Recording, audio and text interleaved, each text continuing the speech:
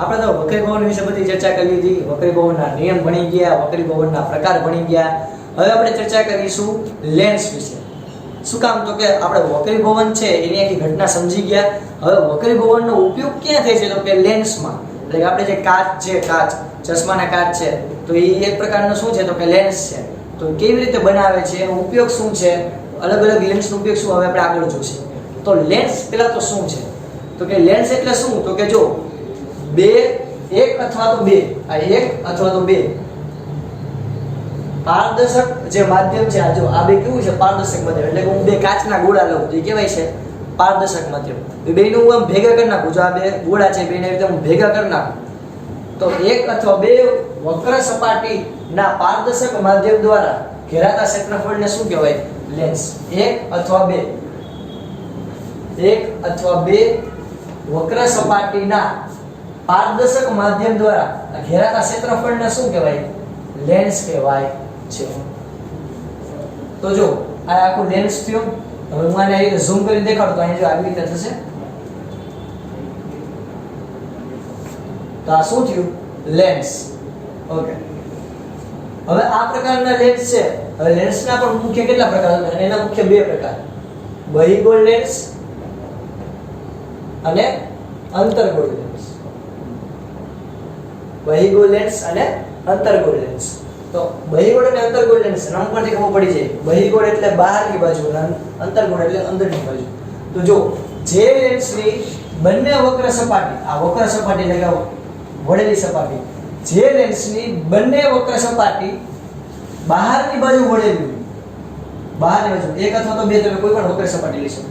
તો જે લેન્સની એક અથવા બે બંને વક્ર સપાટી બહારની બાજુ વળેલી, તેને કેવું કહેવાય? બહિર્ગોળ લેન્સ.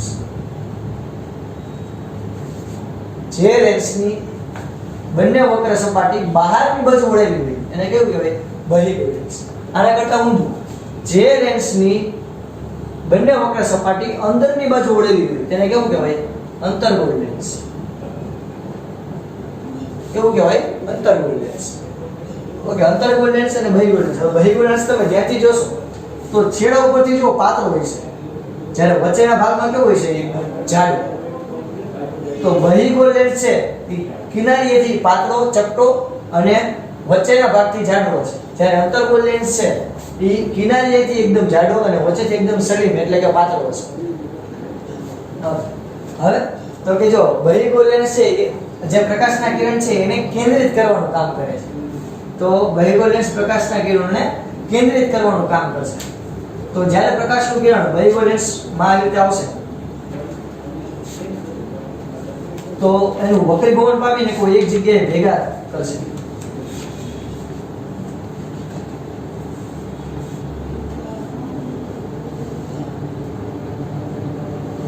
તો બહિર્ગોળ લેન્સ પ્રકાશના કિરણને કેન્દ્રિત કરવાનું કામ કરે. શું કામ કરે? કેન્દ્રિત કરવાનું કામ કરે. જ્યારે અંતર્ગોળ લેન્સ છે એ પ્રકાશના કિરણને અપકેન્દ્રિત કરવાનું કામ કરે. કેવું કામ કરે? અપકેન્દ્રિત કરવાનું કામ કરે. એટલે તો હવે અહીંયા સમજો, બહિર્ગોળ લેન્સ છે એ પ્રકાશના કિરણને કેન્દ્રિત કરવાનું કામ કરે અને અંતર્ગોળ લેન્સ પ્રકાશના કિરણને વિકેન્દ્રિત કરવાનું કામ કરે. વિકેન્દ્રિત એટલે કે નોખા કરવાનું કામ કરે. તો આપણે એક શબ્દ જોયો હતો કે કેન્દ્રિત કરે એને અભિસારી કહેવાય અને વિકેન્દ્રિત કરે એને અપસારી કહેવાય. તો કેન્દ્રિત એટલે શું થયું? અભિસારી. તો બહિર્ગોળ લેન્સને અભિસારી લેન્સ પણ કહે છે. આવી જ રીતે વિકેન્દ્રિત એનું બીજું નામ શું હતું? અપસારી. એટલે અંતર્ગોળ લેન્સ છે એને અપસારી લેન્સ પણ કહેવાય છે. અપસારી લેન્સ પણ કહેવાય છે. તો આપણે કેટલી વસ્તુ જોઈ? તો કે એક અથવા બે વક્ર સપાટીના પારદર્શક માધ્યમ દ્વારા ઘેરાતા ક્ષેત્રફળને કહેવાય પારદર્શક. જે આખો જે પારદર્શક ભાગ છે જે ઘેરાણો એને શું કહેવાય? લેન્સ. ઓકે. લેન્સના કેટલા પ્રકાર? બે, બહિર્ગોળ અને અંતર્ગોળ. બહિર્ગોળ લેન્સ કોને કહેવાય? કે જે મધ્યમાં એકદમ જાડો અને કિનારીએથી ચપટો, પાતળો. જ્યારે અંતર્ગોળ છે એ કિનારીએથી એકદમ જાડો અને વચ્ચેથી કેવો છે? એકદમ પાતળો. ઓકે. ત્યાર પછી જોયું તો બહિર્ગોળ અરીસો છે, બહિર્ગોળ લેન્સ છે એ પ્રકાશના કિરણને કેન્દ્રિત કરવાનું કામ કરે. ત્યારે અંતર્ગોળ લેન્સ પ્રકાશના કિરણને વિકેન્દ્રિત એટલે કે નોખા કરવાનું કામ કરે. તો જે પ્રકાશના કિરણને કેન્દ્રિત કરતું હોય એને અભિસારી કહેવાય. તો બહિર્ગોળ લેન્સને અભિસારી લેન્સ પણ કહેવાય. અને અંતર્ગોળ લેન્સ પ્રકાશના કિરણને વિકેન્દ્રિત કરવાનું કામ કરે એટલે એને શું કહેવાય? અપસારી લેન્સ. ઓકે, હવે જો ખાસ એક વસ્તુ યાદ રાખજો, તફાવત. તમને અભિસારી અને અપસારી પૂછે તો શું સમજો. અભિસારી અને અપસારી. અભિસારી અને અપસારી. તમને જ્યારે લેન્સ પૂછે કે અભિસારી લેન્સ, તો તેમાં કોણ આવશે? હું બે વસ્તુ દઉં છું. જો એક તો છે અંતર્ગોળ અને બીજો છે ઓકે. હવે જો એક ખાસ અહીંયા તફાવત બે ના ક્લિયર રાખજો. શું? તો કે અભિસારી અને અપસારી. અભિસારી એટલે આપણે જોયું હતું કે જે પ્રકાશના કિરણને કેન્દ્રિત કરતો હોય એટલે કે ભેગા કરતો હોય એને આપણે શું કહેવાતા હતા? અભિસારી. અને અપસારી એટલે આપણે જોયું હતું કે જે પ્રકાશના કિરણને વિકેન્દ્રિત કરતા હોય એટલે કે નોખા પાડતા હોય એને આપણે શું કહેતા હતા? અપસારી. તો અરીસા અને લેન્સ આપણે બંને વસ્તુ અત્યારે ભણીએ છીએ, તો બેમાં ખાસ કન્ફ્યુઝ ન થતા. લેન્સ અને અરીસો. તો તમને જ્યારે એમ કે અભિસારી લેન્સ તો આવશે બહિર્ગોળ. તમને જ્યારે એમ કે અભિસારી અરીસો તો આવશે અંતર્ગોળ. ઓકે, તમને જ્યારે એમ કે અપસારી લેન્સ તો આવશે અંતર્ગોળ. અને તમને જ્યારે એમ કે અપસારી અરીસો તો આવશે બહિર્ગોળ. સિમ્પલ વાત છે વિદ્યાર્થી મિત્રો કે અંતર્ગોળ અરીસા જેવું કામ કોણ કરશે? બહિર્ગોળ લેન્સ. અને બહિર્ગોળ અરીસા જેવું કામ કોણ કરશે? અંતર્ગોળ લેન્સ. આટલું ક્લિયર થયું? ઓકે, હવે જો આ ખાસ વસ્તુ યાદ રાખજો કારણ કે MCQ માં ખાલી જગ્યામાં અવારનવાર આ વસ્તુ પૂછાય જ છે. ઓકે, હવે તો આપણને ખબર છે કે અંતર્ગોળ અરીસાના કેટલા કિસ્સા હતા? તો કે એને આપણે 6 કિસ્સા ભણ્યા. અંતર્ગોળ અરીસાના આપણે કેટલા કિસ્સા ભણ્યા હતા? 6. સેમ વાત છે બહિર્ગોળના પણ કેટલા હશે? 6. ઓકે, બહિર્ગોળ અરીસાના આપણે કેટલા કિસ્સા ભણ્યા હતા? 2 કિસ્સા. તો અંતર્ગોળ લેન્સના પણ કેટલા કિસ્સા હશે? 2. તો આવડી જાય. તમને અરીસા આવડતા હશે તો લેન્સ બેઠે બેઠા આવડશે. અંતર્ગોળ અરીસો છે અને કેટલા કિસ્સા જોઈએ આપણે? 6 કિસ્સા અને 6 ઉપયોગ. બેઠે બેઠું બહિર્ગોળ લેન્સના કેટલા કિસ્સા આવશે? 6. બહિર્ગોળ અરીસાના કેટલા કિસ્સા જોઈએ હતા આપણે? 2. બેઠે બેઠા. અંતર્ગોળ લેન્સના કેટલા કિસ્સા આવશે? 2.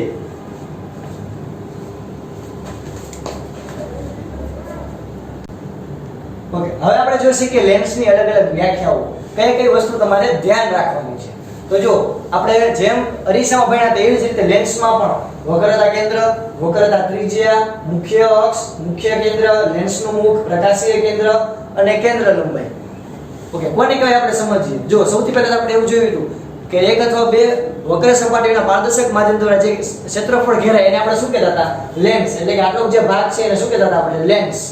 તો આ જે ગોળો હશે એ ગોળો કઈ કેન્દ્ર હશે ને પોતાનું કઈ કેન્દ્ર હશે. જેમ કે આ ગોળાના કેન્દ્રને નામ આપું C1. આ જે ગોળાકાર જે ગોળો છે એને કેન્દ્રને નામ આપું C2. તો લેન્સ સમજો વિદ્યાર્થી મિત્રો, લેન્સ જે ગોળાકાર કવચમાંથી બનાવવામાં આવે છે એ ગોળાકાર કવચના કેન્દ્રને કહેવાય વક્રતા કેન્દ્ર. કાંઈ અઘરું નથી. શું? લેન્સ. લેન્સ જે બે ગોળાકાર કવચમાંથી બનાવવામાં આવે છે એ ગોળાકાર કવચના કેન્દ્રને કહેવાય વક્રતા કેન્દ્ર. એમાં એક જ શબ્દ ઉમેરો એટલે થઈ વક્રતા ત્રિજ્યાની વ્યાખ્યા. શું? તો કે લેન્સ જે ગોળાકાર કવચમાંથી બનાવવામાં આવે છે એ ગોળાકાર કવચની ત્રિજ્યાને એટલે અહીંયાથી અહીંયા સુધીનો ભાગ, અહીંયાથી અહીંયા સુધીનો ભાગ એટલે કે એની ત્રિજ્યાને શું કહેવાય? વક્રતા ત્રિજ્યા.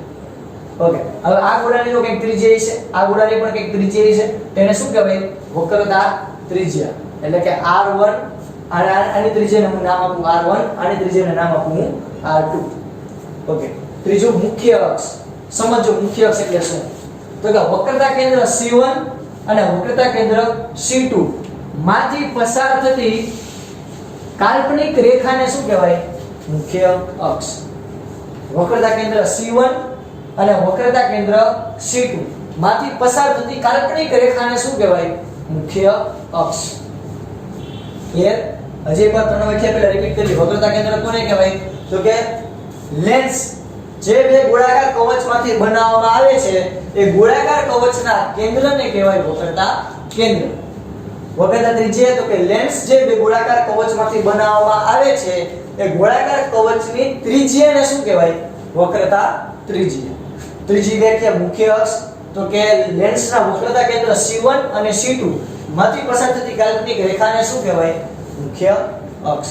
હવે એવું મુખ્ય કેન્દ્ર. કોને કહેવાય મુખ્ય કેન્દ્ર? તો કે સમજો, મુખ્ય અક્ષને સમાંતર આવતા કિરણો, મુખ્ય અક્ષને સમાંતર આવતા કિરણ વક્રીભવન પામી. જ્યાં મુખ્ય અક્ષને સમાંતર કિરણ આવે છે, મુખ્ય અક્ષને સમાંતર આવતા કિરણો વક્રીભવન પામી અને જે બિંદુએ ભેગા થતા હોય, જે બિંદુએ ભેગા થતા હોય એ બિંદુને શું કહેવાય? મુખ્ય કેન્દ્ર. એ બિંદુને શું કહેવાય? મુખ્ય કેન્દ્ર, જેને F વડે દર્શાવવામાં આવે છે. યાદ કરો આપણે અરીસામાં શું કહેતા હતા? અરીસામાં એક જ શબ્દમાં ફેરવતો પરાવર્તન. અરીસાના મુખ્ય કેન્દ્રની વ્યાખ્યા શું થતું હતું? યાદ કરો તો કે આપણું જો અરીસો લે P M N F અને C, તો મુખ્ય અક્ષને સમાંતર આવતા કિરણો પરાવર્તન પામી જે બિંદુએ ભેગા થતા હોય એને શું કહેતા હતા? મુખ્ય કેન્દ્ર. તો અરીસામાં પરાવર્તન હતું, આમાં શું આવશે? વક્રીભવન. એટલે આમાં આપણે શું કહેશી? તો કે મુખ્ય અક્ષને સમાંતર આવતા કિરણ વક્રીભવન પામી, આઈ રિપીટ, વક્રીભવન પામી જે બિંદુએ ભેગા થતા હોય એને શું કહેવાય? મુખ્ય કેન્દ્ર. એ કાઈ નવીન નથી. તમને અરીસાનું બધું આવડતું હશે ને તો ખાલી એમાં અમુક શબ્દોમાં ફેરફાર કરશો ને તો લેન્સ તમને આવડી જશે. ઓકે, ચાર વ્યાખ્યા થઈ ગઈ. હવે આવ્યું લેન્સનું મુખ. આ ચાર વ્યાખ્યા આપણી ડન. હવે આવ્યું લેન્સનું મુખ. લેન્સનું મુખ એટલે તો કે જો લેન્સ છે એની જે વર્તુળાકાર ધાર છે એના અંત્ય બિંદુઓ છે, અંત્ય બિંદુ એમની વચ્ચેના અંતરને શું કહેવાય? લેન્સનું મુખ. ઓકે, પ્રકાશીય કેન્દ્ર. પ્રકાશીય કેન્દ્ર કે જેનું ઇંગ્લિશ નામ છે ઓપ્ટિકલ સેન્ટર, જેને O વડે દર્શાવાય. કોને કહેવાય? તો કે સમજજો, મુખ્ય અક્ષ ઉપર આવેલું, આ મુખ્ય અક્ષ ઉપર આવેલા લેન્સના મધ્ય બિંદુને શું કહેવાય? ઓપ્ટિકલ કેન્દ્ર O. તો તમને યાદ હોય તો આપણે જે અરીસો હતો, અંતર્ગોળ હોય કે બહિર્ગોળ, તો એમાં જેવું કામ વક્રતા કેન્દ્ર કરતું હતું, જેવું કામ વક્રતા કેન્દ્ર કરતું હતું એવું જ કામ આમાં કોણ કરશે? Optical centre O. યાદ કરો વક્રતા કેન્દ્ર શું કામ કરતું હતું? એમાંથી તમે કોઈ પણ કિરણ પસાર કરો ને તો એ જ માર્ગે પાછું વળી જાય, શું કરતું? એવી જ રીતે આમાં પણ ઓપ્ટિકલ કેન્દ્ર O માંથી કોઈ કિરણ પસાર કરો તો એ વક્રીભવન પામે નહીં. તો તમને ખાલી જગ્યા પૂછે કે લેન્સમાં એવું કયું બિંદુ છે કે જ્યાંથી તમે કોઈ કિરણ પસાર કરો તો એ વક્રીભવન પામે નહીં? તો એમાં કઈ બિંદુ આવશે? Optical centre O. કોને કહેવાય ઓપ્ટિકલ સેન્ટર? પ્રકાશીય કેન્દ્ર O. તો કે મુખ્ય અક્ષ ઉપર આવેલું, મુખ્ય અક્ષ, મુખ્ય અક્ષ ઉપર આવેલા લેન્સના મધ્ય બિંદુને શું કહેવાય? પ્રકાશીય કેન્દ્ર O. છેલ્લું કેન્દ્ર લંબાઈ. ઓકે, અરીસો તેમાં આપણે કેન્દ્ર લંબાઈ કોને કહેતા હતા? કે મુખ્ય કેન્દ્ર F અને અરીસાના ધ્રુવ P વચ્ચેના અંતરને કહેતા હતા કેન્દ્ર લંબાઈ. ત્યારે આમાં આપણે કોને કહીએ કેન્દ્ર લંબાઈ? તો કે optical centre, optical centre O અને મુખ્ય કેન્દ્ર F વચ્ચેના અંતરને શું કહેવાય? ઓપ્ટિકલ સેન્ટર O અને મુખ્ય કેન્દ્ર F વચ્ચેના અંતરને શું કહેવાય? કેન્દ્ર લંબાઈ F. Clear? Optical centre O અને મુખ્ય કેન્દ્ર F વચ્ચેના અંતરને શું કહેવાય? કેન્દ્ર લંબાઈ F. આ થઈ આપણી 7 વ્યાખ્યા.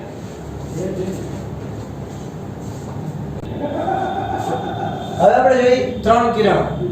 ઓકે, હવે આપણે જોઈ લેન્સના ત્રણ કિરણ. આ ત્રણ કિરણ ક્યાં ઉપયોગમાં આવશે? તો કે આ યાદ કરો, આપણે અરીસામાં આપણે પહેલા તો 4 કિસ્સા ભણ્યા હતા. એ 4 કિસ્સા આવડે તો જ પછી આપણે અરીસા અંતર્ગોળ અને બહિર્ગોળના આપણને પ્રતિબિંબ મેળવતા આવડતા. બસ એવી જ રીતે આની અંદર તમને 3 કિસ્સા આવડશે, 3 નિયમ આવડશે તો તમે સરળતાથી લેન્સની આકૃતિ દોરી શકશો. ઓકે, સૌથી પહેલું છે મુખ્ય અક્ષને સમાંતર આવતા કિરણ. યાદ કરો, અરીસામાં પણ 3 કિસ્સા પહેલા ઈ જ હતા. મુખ્ય અક્ષને સમાંતર આવતા કિરણ, મુખ્ય કેન્દ્ર F માંથી પસાર થતું કિરણ. તો જે મુખ્ય અક્ષને સમાંતર આવતા કિરણ, તો સૌથી પહેલા તો નામ નિર્દેશન. તમને ગમે ત્યારે લેન્સ પૂછે ને એટલે આટલી વસ્તુ દોરી જ નાખવાની. આ O આ બાજુ F, આ બાજુ F, આ બાજુ C, આ બાજુ C. હવે લેન્સમાં તમને ખબર છે કે બે મુખ્ય કેન્દ્ર અને બે વક્રતા કેન્દ્ર છે. એટલે અહીંયા નામ આપી દેવાનું 1 1 2 2. અહીંયા પણ નામ આપી દેવાનું F C 1 1, અહીંયા F C 2 2. ઓકે, આમાં કેમ આવશે તો કે જો મુખ્ય અક્ષને સમાંતર આવતું કિરણ, મુખ્ય અક્ષને સમાંતર આવતું કિરણ વક્રીભવન પામી અને F માંથી પસાર થાય છે. આ F માંથી પસાર થાય છે. અરીસોધક શું હતું? મુખ્ય અક્ષને સમાંતર આવતું કિરણ F માં F તરફ કેન્દ્રિત થાય, પરાવર્તન પામીને F તરફ આવે. આમાં વક્રીભવન પામીને F ઉપર આવે, બીજો કાંઈ ફેરફાર નથી. અંતર્ગોળ લેન્સની વાત કરીએ તેમાં શું આવશે તો કે જો મુખ્ય અક્ષને સમાંતર આવતું કિરણ વક્રીભવન પામી અને મુખ્ય કેન્દ્ર F તરફ વિકેન્દ્રિત થાય છે. આ કેન્દ્રિત થાય છે, આ કેવું થાય છે? વિકેન્દ્રિત થાય છે. પહેલો કિસ્સો ક્લિયર? મુખ્ય અક્ષને સમાંતર આવતું કિરણ વક્રીભવન પામી અને જો બહિર્ગોળ લેન્સ હોય તો F તરફ વક્રીભવન પામી કેન્દ્રિત થાય અને અંતર્ગોળ લેન્સ હોય તો F તરફ વિકેન્દ્રિત થાય છે. બીજું મુખ્ય કેન્દ્ર F માંથી પસાર થતું કિરણ, મુખ્ય કેન્દ્ર F માંથી પસાર થતું કિરણ આપણે બધાને ખબર છે મુખ્ય અક્ષને કેવું રહે છે? સમાંતર. આમાં પણ એ જ કિસ્સો આવશે. જો મુખ્ય કેન્દ્ર આપેલા તો O F C, માં યાદ છે આપણે અરીસામાં લખતા હતા KFC એમ PFC લખતા હતા, એમાં લખશે O F C 1 1 2 2. ઓકે, મુખ્ય કેન્દ્ર F માંથી પસાર થતું કિરણ, મુખ્ય કેન્દ્ર F માંથી પસાર થતું કિરણ વક્રીભવન પામી મુખ્ય અક્ષને સમાંતર. કઈ નવું નથી. ઓકે, અહીંયા O F C, O F C 1 1 2 2. હવે આની અંદર તો કે મુખ્ય કેન્દ્ર F તરફ આવતું કિરણ, મુખ્ય કેન્દ્ર F તરફ આવતું કિરણ વક્રીભવન પામી મુખ્ય અક્ષને સમાંતર રહે છે. એ જ કિસ્સો આવશે કે F તરફ કોઈ કિરણ આવે તો મુખ્ય અક્ષને કેવું? સમાંતર, પણ આમાં કેન્દ્રિત થાય, આમાં વિકેન્દ્રિત થાય. છેલ્લો કિસ્સો પ્રકાશીય કેન્દ્ર O, આ O, આ F C, O F C 1 1 2 2. અહીંયા પણ O F C, O F C 1 1 2 2. તો આ બંને કિસ્સામાં પ્રકાશીય કેન્દ્ર O માંથી પસાર થતું કિરણ, તો મેં યાદ છે તમને કીધું હતું કે પ્રકાશીય O છે એ વક્રતા ત્રિજ્યા વક્રતા કેન્દ્ર જેવું કામ કરે. તો પ્રકાશીય કેન્દ્ર O માંથી પસાર થતું કિરણ એ વક્રીભવન પામ્યા વગર એ જ માર્ગે આગળ વધે છે. અંતર્ગોળ લેન્સમાં પણ વક્રીભવન પામ્યા વગર એ જ માર્ગે આગળ વધે છે. તો તમને પ્રશ્ન પૂછે કે લેન્સના કયા કિસ્સામાં બહિર્ગોળ લેન્સ અને અંતર્ગોળ લેન્સ છે એ કેન્દ્રિત અને વિકેન્દ્રિત થયા વગર એકસરખું પરિણામ આપશે તો કે ત્રીજો કિસ્સો. કારણ કે એમાં તમે પ્રકાશીય કેન્દ્ર O માંથી પસાર થતું કિરણ એ વક્રીભવન પામ્યા વગર, વિચલન પામ્યા વગર એ જ માર્ગે આગળ વધી જશે. તો આ તે લેન્સના 3 કિસ્સા. જો તમને આ 3 કિસ્સા આવડશે તો તમને લેન્સના પ્રતિબિંબો સારી રીતે મેળવી શકશો. લેન્સના પ્રતિબિંબ મેળવવા માટે તમારે ઓછામાં ઓછા કેટલા કિરણની જરૂર પડશે? 2. તો એ તમે આ કોઈ 3 માંથી કોઈ પણ 2 કિરણનો ઉપયોગ કરીને તમે લેન્સનું પ્રતિબિંબ મેળવી શકો છો. તો ખાસ આ 3 કિસ્સા મગજમાં રાખજો તો તમે લેન્સના પ્રતિબિંબો સારી રીતે મેળવી શકશો.